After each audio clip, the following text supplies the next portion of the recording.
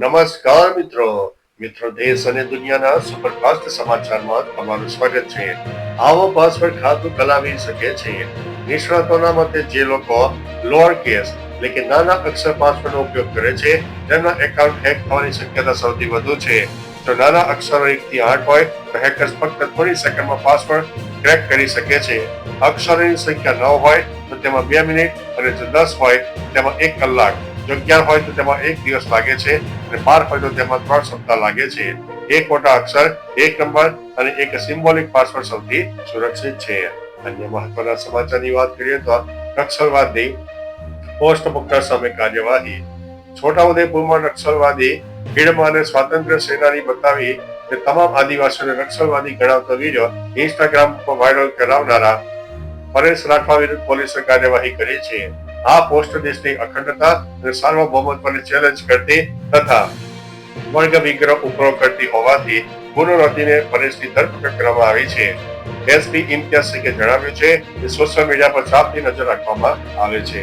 અન્ય મહત્વના સમાચારની વાત કરીએ તો શશી થરૂરનો સાવરકર એવોર્ડ લેવાનો ઇનકાર। શશી થરૂરે HRDS ઇન્ડિયા દ્વારા જાહેર કરાયેલો વીર સાવરકર ઇન્ટરનેશનલ ઇમ્પેક્ટ એવોર્ડ 2025 સ્વીકારવાનો ઇનકાર કર્યો છે। થરૂરે જણાવ્યું છે કે તેમને આ પુરસ્કાર માટે નામાંકિત કરવાની જાણ કરાઈને મીડિયા રિપોર્ટ દ્વારા કરી છે, આયોજકો દ્વારા નહીં। તેમણે આયોજકોને ગેરજવાબદાર ગણાવતા કહ્યું છે કે તેમની મંજૂરી વિના નામ જાહેર કરવું યોગ્ય નથી। કાર્યક્રમમાં હાજરી આપવાનો કે પુરસ્કાર સ્વીકારવાનો પ્રશ્ન નથી। અન્ય મહત્વના સમાચારની વાત કરીએ તો રોજના 333 બચાવો અને લાખો મેળવો।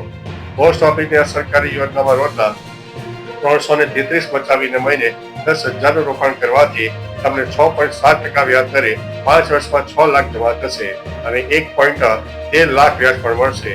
આ રોકાણ 5 વર્ષ વધારતા 12 લાખ પર વ્યાજ વધીને 5.08 લાખ થઈ જશે, એટલે કે 10 વર્ષમાં કુલ 17,08,546 બની જશે।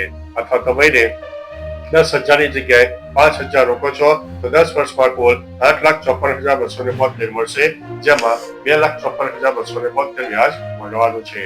અન્ય મહત્વના સમાચારની વાત કરીએ તો સુરત ટેક્સટાઇલ માર્કેટમાં આગ કાબુમાં આવ્યા બાદ ફરીથી લાગવાની ઘટના બની છે।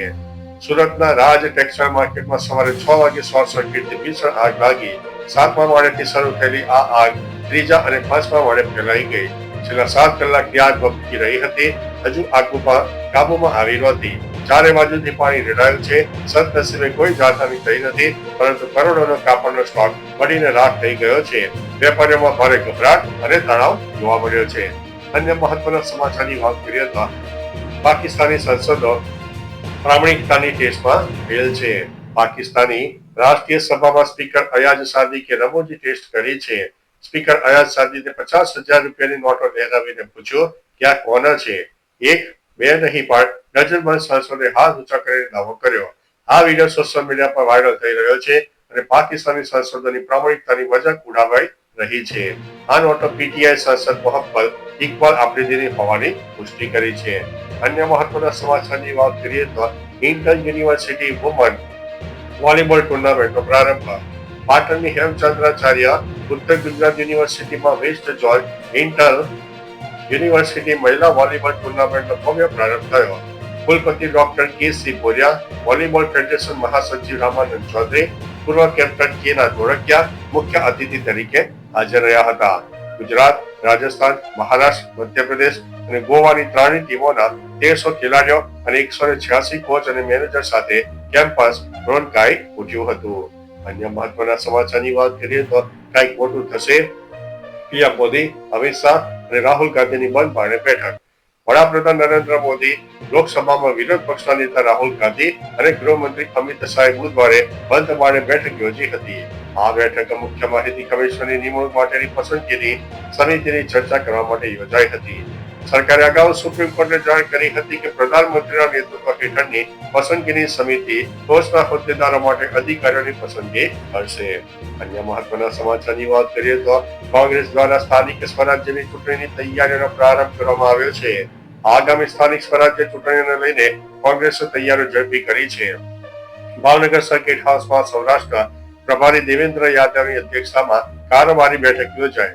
શહેર પ્રમુખ, પૂર્વ ધારાસભ્યો, નગરસેવકો, એઆઈસીસી, પીસીસી, ડેલિગેટ, યુવા કોંગ્રેસ અને સિવાય કાર્યકર્તા હાજર રહ્યા હતા. દેવેન્દ્ર યાદવે કહ્યું છે કે પ્રજા ભાજપના લાંબા શાસનથી કંટાળી ગઈ છે. ચૂંટણી વ્યૂહરચના પર વિસ્તૃત ચર્ચા કરવામાં આવી હતી. ચાલો મિત્રો, ફરીથી દેશ અને દુનિયાના સુપરફાસ્ટ સમાચાર લઈને મળતા રહીશું. ત્યાં સુધી અમને રજા આપશો. નમસ્તે.